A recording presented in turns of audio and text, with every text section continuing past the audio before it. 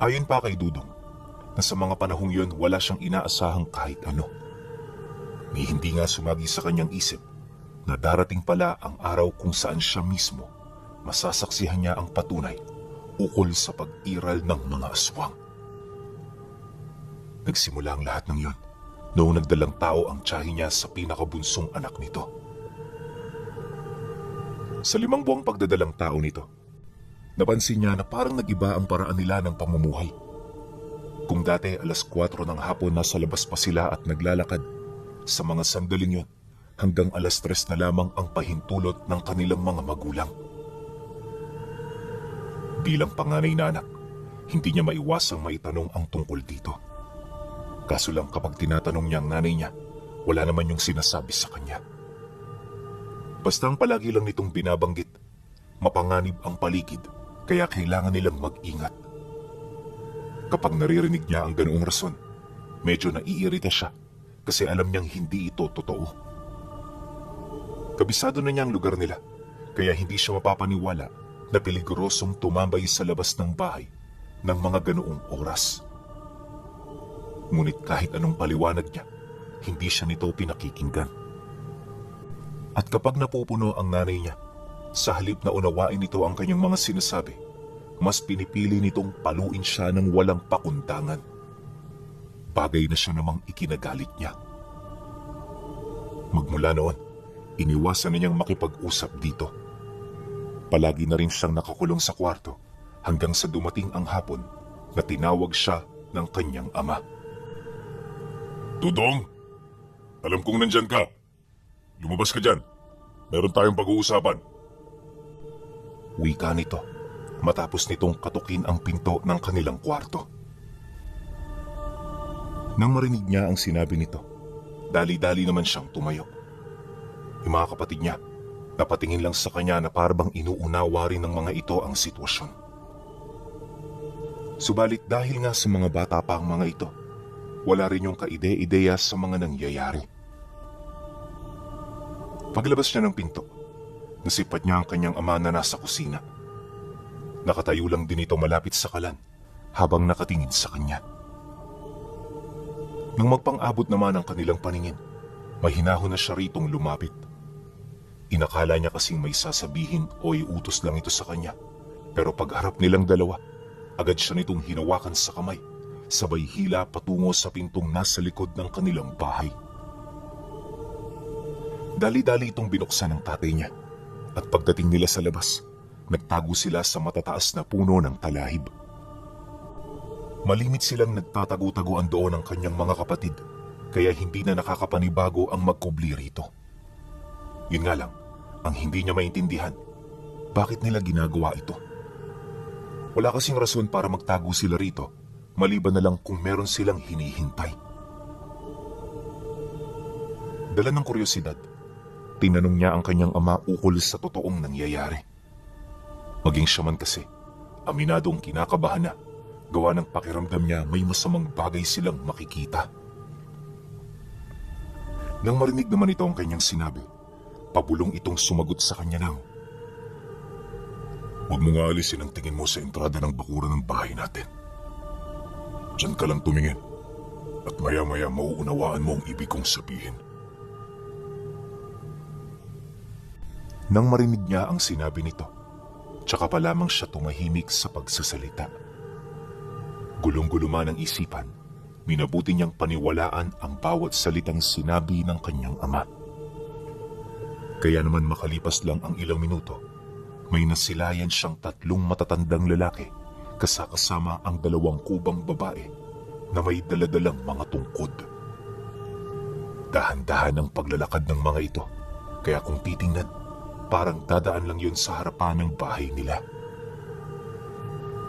Ang ipinagtataka lang niya, saan naman yan pupunta? Sa unahang bahagi ng bahay nila, puro na roong kakahuyan at wala pa siyang alam na pamilya na do'y naninirahan. Pagdating naman ng 5 sa harapan ng bahay nila, bigla yung tumigil. Sabay-sabay na humarap ang mga ito sa entrada habang bumubuka-buka ang mga bibig nila. May itim na abo rin itong kinuha sa kanilang mga bulsa na agad din naman nilang hinulog sa lupa. Wala silang ideya kung ano ito, pero naniniwala ang tatay niya na para yun sa tiyahin niyang nagdadalang tao. Nakita mo yan, anak? Mga aswang yan. Tingnan mo mamaya, magiging hayop ang mga yan. Bulong ng tatay niya habang nakamasid sa mga ito. Nang marinig niya ang sinabi nito, patuloy lang niya yung pinagmasdan. Maya-maya pa, agad namang naglakad ang mga ito at pagdating nito sa harapan ng balon kung saan sila nag-iigib ng tubig, nasipat niya na bigla na lamang itong nagsituwat habang nag-aalis ng kanilang mga damit. At sa paghawak ng mga ito sa lupa, mabilis itong tinubuan ng mga mahabang balahibo hanggang sa mag-anyong aso na ang mga ito. Nakakapangilabot tingnan ang prosesong yun dahil habang ginagawa ito ng mga nilalang, naglilikha ito ng kakaibang tunog na nakakabaliw pakinggan. Matapos naman itong makapagpalit ng anyo, mabilis naman yung nagsitakbuhan papalayo. At sa loob lamang ng ilang segundo, naglaho itong parang bula sa kanyang paningin. Sinubukan niya pa yung hanapin pero wala na siyang nakita pa. Hindi naglaon. Pagtahimik ng paligid, dali-dali naman silang umalis sa talahiban para bumalik sa loob ng bahay. Nang makarating na sila sa sala, dito nila nakita ang asawa ng tiyahin niya na kanina pang naghahasa ng sundang. Halos numipis pa ang sundang na hinahasa nito dahil kahit ubod na yun ng talim, di pa rin ito tumitigil. Nang masipat naman ito ng tatay niya, tsaka pa lamang ito huminto sa kasalukuyan nitong ginagawa. Kuya Among, wala na ba sila? Tanong ng tiyuhin niya. Wala na, abe. Pwede mo nang itigil yung ginagawa mo. Sagot naman ng tatay niya rito. Matapos ang pag-uusap ng dalawa, tsaka pa lamang ito kumilos para matingnan ang kasalukuyang kalagayan ng tiyahin niya. Habang nagmamasid, dito nalaman ni Dudong na ilang linggo na pala itong dinadalaw ng mga aswang. At yung nakita niya pala kanina, isa lamang sa 4 na lahing nag-aagaw-agaw sa sanggol na kasalukuyan itong dinadala. Nabanggit din ng tatay niya na marami na silang nilapitang albularyo pero walang tumagal sa mga ito. Magugulo ang mga nilalang na gumagambala kaya yung mga albularyo halos mabaliw na rin kakadepensa sa mga ito hanggang sa napilitan na yung abandonahin sila. Nang marinig naman yun ni Dudong, dito niya naunawaan na hindi rin pala sumusuko ang kanyang pamilya. At kahit dehado ang sitwasyon, patuloy nitong ipinaglalaban ang sa kung ano ang alam nilang tama. Sa pagpapatuloy ng pag-uusap, inilahad ng tatay niya ang dahilan kung bakit ipinakita nito sa kanya ang lahat ng iyon. Kailangan namin ng tulong mo, Dudong. Bilang panganay, alam ko na ikaw lang ang makakagawa nito. Naiintindihan kita kung natatakot ka. At ganon din naman kami. Pero alang-alang sa ating pamilya, kailangan mong magpakatatag. Kung hindi tayo kikilos, walang lalapit sa atin para tumulong. Ang nais kong gawin mo, pumunta ka sa Karatig Baryo. Hanapin mo ang matandang albularyo na nagngangalang Magno. Bantog ito sa lugar na yon, kaya kapag narinig ito ng mga taga roon, sigurado kung merong tutulong sa iyo para mahanap ito. At kapag nagkita na kayo, sabihin mo ang nangyayari rito. Handa tayong magbayad kung kinakailangan para lamang makuha ang kanyang serbisyo. Wika ng kanyang ama. Dahil sa sinabi nito, wala na rin siyang nagawa kundi ang sumang-ayon. Labis man siyang nababahala, tinatagan niya ang kanyang sarili nang sa gayoy magawa ang nais ng kanyang pamilya. Pagkatapos ng kanilang pag-uusap, dito na siya nito inabisuhang maghanda. Maaga pa kasi siyang aalis sa susunod na araw, kaya bago pumutok ang liwanag, kailangang handa na siya para umalis. Nang marinig naman ni Dudong ang sinabi ng tatay niya, dali-dali niya itong sinunod. Maaga rin siya noong nagpahinga para kinabukasan may sapat siyang lakas para sa gagawin niya.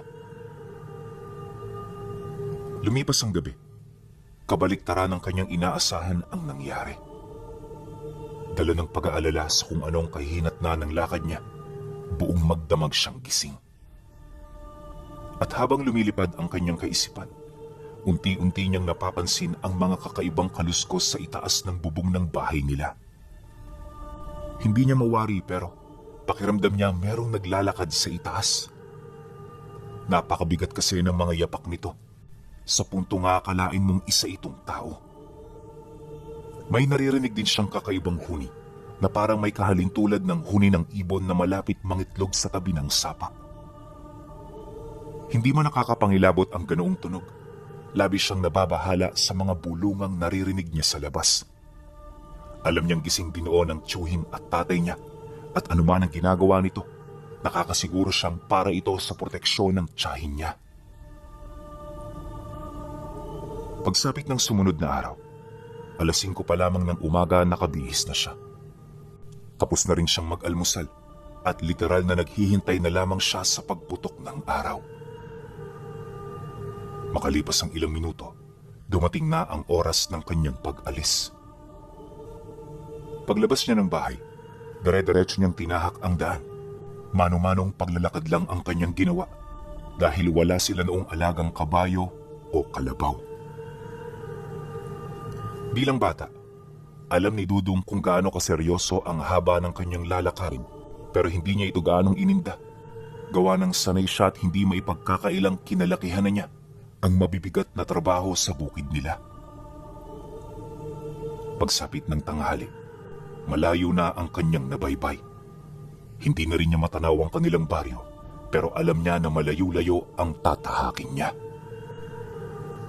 Obligado rin siyang bilisan ang kanyang paglalakad nang sa gayoy hindi siya maabutan ng paglubog ng araw sa daan. Awa naman ng Diyos, bago tumungtong ang 6:00, narating na niya ang kabilang baryo. Di hamak na maraming tao sa lugar na yon, kaya kahit hapon na, marami pa rin ang naglalakad sa tabi ng kalsada. Nahihiyaman, pilit niyang kinausap ang mga taong nakakasalubong niya sa pagbabakasakaling kilala nito ang matandang si Magno. Nang marinig naman yon ng mga kausap niya, agad nitong itinuro ang paanan ng bundok kung saan nakatira ang matanda. Nasa kabilang ibayo ito ng palayan, kaya naman nang malaman niya ang tungkol dito, nagmamadali siyang lumakad. Papasapit na ang dapit hapon, kaya labis siyang nababahala na baka maabutan siya ng dilim sa gitna ng palayan. Unang-una kasi, wala siyang ideya sa lugar na yun at hindi niya alam kung ano pang makakasalubong niya rito sa pagbalot ng kadiliman sa kalupaan. Pagdating niya sa gilid ng palayan, may nakita siyang isang lalaki na nangunguha ng mga sinampay nitong damit. Pagsilay nito sa kanya, dahan-dahan naman yung lumapit. "Saan ka pupunta, bata? Kay Lolo Magno ba? Naku, bukas ka na lang pumunta at gabi na. Kung gusto mo, dito ka muna sa amin tumuloy. Tamang-tama, kaedad mo lang ang mga anak ko. Meron kang makakalaro." Bungad na wika nito. Hindi na ho. Nagmamadali kasi ako eh. Tsaka, malapit lang naman ang bahay ni Lolo Magno kung bibilisan ko ang paglalakad. Huwag ho kayo mag-alala. Sanay ho ako sa palayan. Diyan na po ako lumaki. Sagot naman niya rito. Nang marinig yon ng lalaki, kapansin-pansin ng tila bang pag-ikot ng tingin nito. At sa muling pagpang-abot ng kanilang tingin, muli itong nagsalita sa kanya, kasabay ng nakakapangilabot na babala. "Hindi mahalaga kung saan ka sanay. Yung lugar na dadaanan mo, punong-puno yan ng demonyo. Kumbaga, tulayan patungong impyerno. Marami nang nawala dyan. At kung hindi ka naniniwala sa mga sinasabi ko, paniguradong ikaw na ang susunod sa kanila. Bahala ka sa buhay mo. Ako naman nagmamagandang loob lang." Pagkasambit nito ng mga kataga, agad naman yung tumalikod sa kanya. Dala ng pagkagulat sa mga narinig niya, hindi niya maiwasang mapaisip ng malalim. Nagkaroon na rin siya ng pag-aalangan kung tutuloy pa ba siya o magpapalipas ng gabi sa bahay nito. Subalit nang maalala niya ang kalagayan ng tiyahin niya, minabuti niyang tumuloy. Alam niya na mahalaga ang bawat oras ng pamamalagi niya sa baryo, kaya hindi niya ito sasayangin sa pagpapalipas ng gabi sa lugar na yun. Kung isipin kasi, abot tanaw na niya ang bahay ng matanda, kaya walang rason na magtagal pa siya. Maya-maya pa, nang makalikom na siya ng lakas ng loob, mabilis niyang tinahak ang gitna ng palayan. Mayayabong na ang mga palay na nabubuhay dito, kaya nang medyo makalayo na siya, halos hindi na niya makita ang bahay na dinaanan niya. At habang tumatagal, tila bang unti-unti na ring lumiliit ang lawak ng lugar na kanyang naaaninag. Ilang segundo pa ang lumipas. Dito na siya nakarinig ng malalakas na pag-atumal, kasabay ng pagramdam niya ng mabilis na paghawi sa mga palay. Alam niya na nasa likod niya lang ito, kaya hindi na siya pwedeng maging mabagal sa pag-usad. Naniniwala siya na kapag naabutan siya ng mga nilalang ngayon, katapusan na niya. Sa pagpapatuloy ng ganoong pangyayari, mabilis na lumalapit ang mga nilalang na humahabol. May mga pagkakataon ding nakakasabayan na niya ito, gawa ng yung mga huni nito, naririnig niya sa bandang gilid niya. Pero sa kabila ng lahat ng iyon, di siya pinanghinaan. Bagaman malabong kahinat na ng kanyang sakripisyo, pilit niya pa rin ginawa ang alam niyang tama. Hindi nagtagal, nang malapit ninyang marating ang kabilang ibayo ng palayan, dito na siya sinunggaba ng isang babaeng may mahabang braso. Matatalas din ang mga kuko nito, kaya pagsunggab nito sa kanya, paulit-ulit siya nitong pinagkakalmot. Sinubukan din siya nitong sakmalin, mabuti na lang at nakainag siya. At dahil sa pagiging maliit ng katawan niya, kung kaya't nakaya niyang mailagan ang pilit nitong paghawak sa kanyang katawan. Subalit nang makadistansya na siya sa nilalang, bigla nitong nahawakan ang kanyang mga paa. Pagdarag nito sa kanya, pilit siyang humawak sa mga palay habang paulit-ulit na humihingi ng tulong. Ang kaso lang kahit anong gawing sigaw niya noon, parang walang nakakarinig. Kaya nang tuluyan siya nitong makaladkad, tanging pagsilay na lamang sa kabilang ibayo ng palayan ang kanyang nagawa. Dito na rin niya naalala ang masasayang alaala nila ng kanyang mga magulang kasama ng kanyang mga kapatid. Pakiramdam niya noong mga sandaling yon, mamamatay na siya. Pero bago pa man siya tuluyang mailayo ng nilalang, may nakita siyang liwanag mula sa tahanan ng albularyo. At nung lumapat ito sa balat ng nilalang, bigla na lamang itong nagsisisigaw, kasabay ng mabilis nitong pagbitaw sa mga paa niya. Tumahimik na rin ang buong paligid hanggang sa wala na siyang naririnig na huni. Pagtayo niya sa kanyang kinaroroonan, tsaka pa lamang siya nakausad ng dahan-dahan. Balot na balot man ng takot, hindi niya hinayaang matalo nito ang kagustuhan niyang matupad ang utos ng tatay niya. Hindi naglaon, matagumpay niyang narating ang kabila nitong ibayo. At mula sa lugar na yon, nakita niya ang mga nilalang na tila bang gumagapang sa ilalim ng palayan. Hindi niya mabilang ang mga ito, kaya paulit-ulit siyang napapaisip kung papaano niya ito natakasan.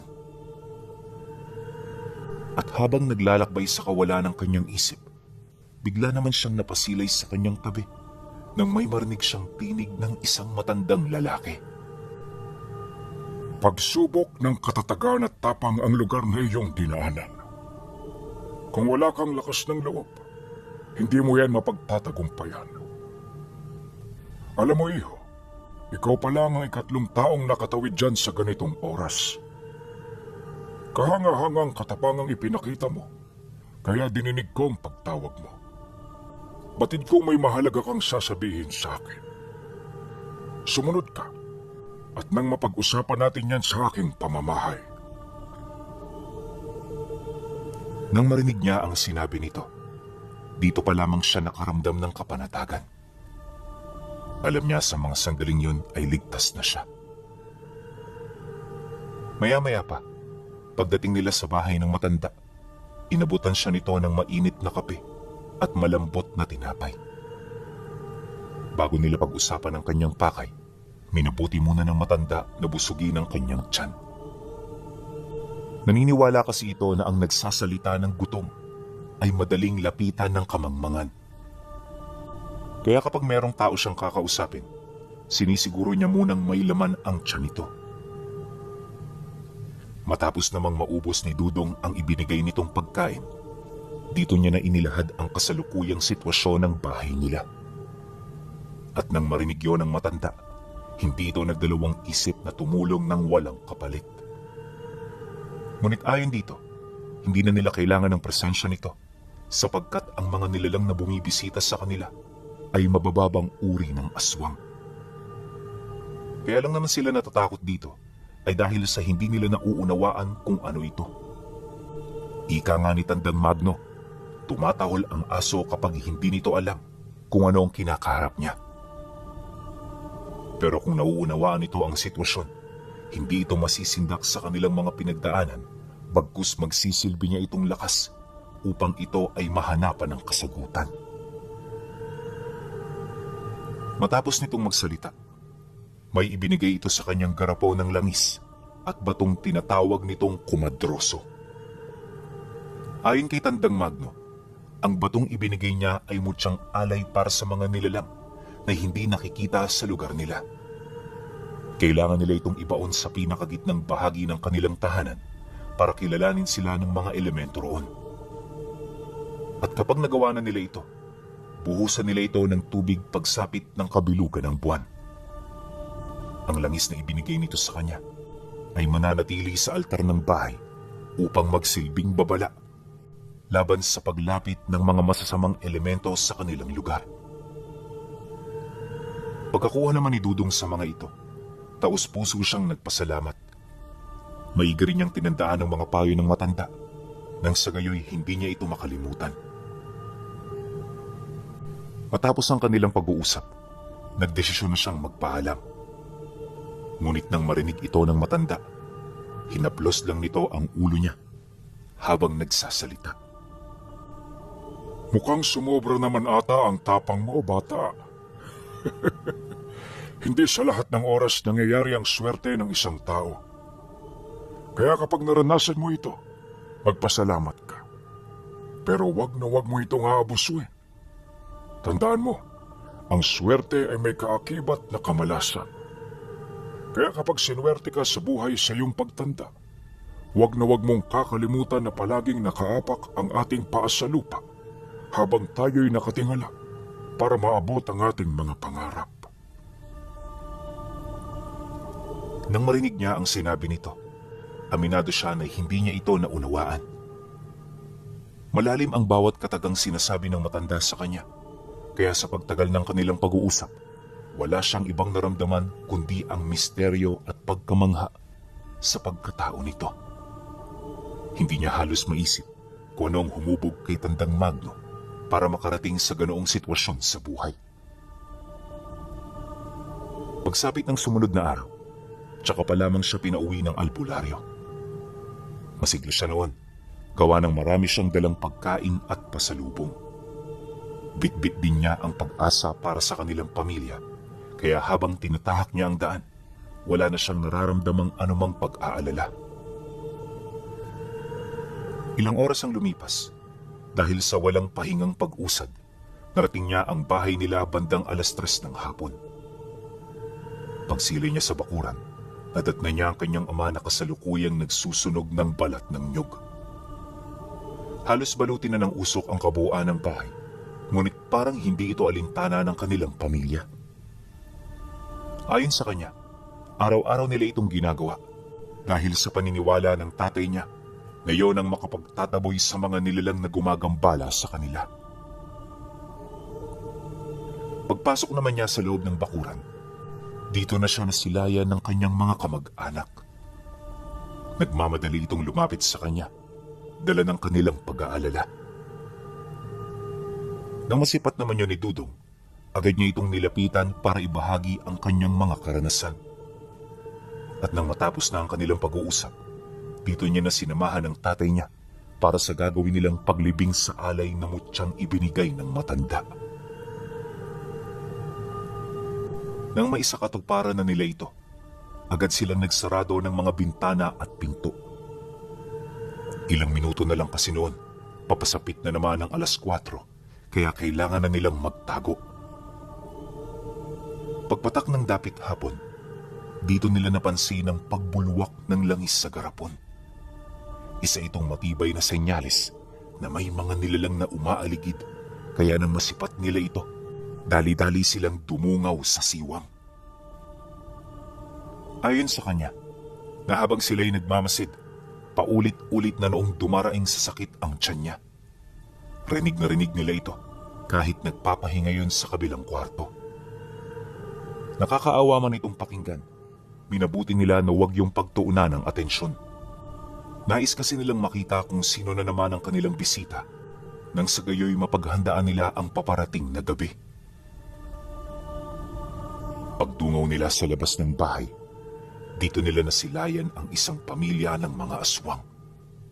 Nasa 8 ang bilang ng mga ito, kung saan bawat isa sa mag-anak ay purong butot balat. Nakakapangilabot din yun kung titingnan. Gawa ng yung mga mukha nito, parang merong gagawing hindi maganda. At sa loob ng ilang minutong pagmamasid ng mga nilalang, wala itong ibang ginawa, kundi ang maghulog ng abo habang nagdadasal. Akala ng mga ito madali na nilang mapaparupok ang depensa ng bahay, pero pagsapit ng gabi ng pag-atake, dito sila nakaramdam ng samot-saring presensya na bigla na lamang bumalot sa loob ng bakuran nila. At pagsipat nila sa labas, bumungad sa kanila ang iba't ibang uri ng engkanto na tila bang nagbabantay sa sanggol ng tiyahin niya. May tikbalang, kapre, mga laman lupa, tuod, at mga dampuhalang ahas na merong mga paa. May mga elemento ring umaaligid kasama ng mga kaluluwang hindi matahimik.